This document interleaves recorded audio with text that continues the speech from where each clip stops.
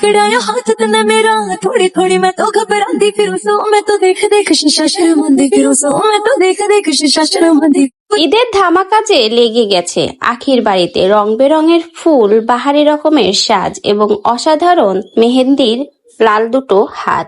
আখিকে কিন্তু অসাধারণই লাগছে। বলতে গেলে ঈদ যে চলে আসলো তা এখন বোঝাই যাচ্ছে।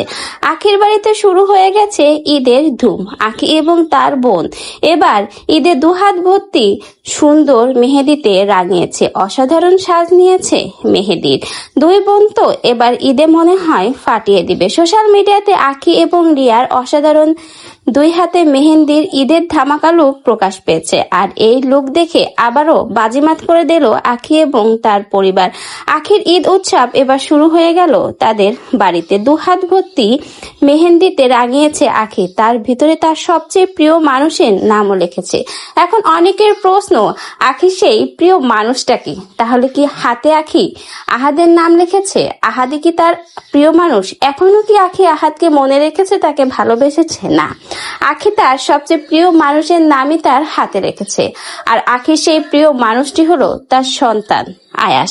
আয়াসের নাম আখি তার হাতে রেখেছে, যে আখির এখন সবচেয়ে প্রিয় ভালোবাসার মানুষ।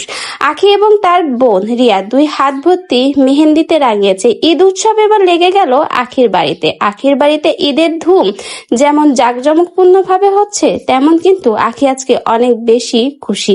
এজন্য তো বাসাটাও কিন্তু অসাধারণ সাজিয়েছে। ঈদ বলে কথা, তাও আবার তার ছেলের প্রথম ঈদ, এই জন্য হয়তো ঈদ আনন্দটা আখির কাছে একটু বেশি। কোনো কিছু কমতি রাখছে না।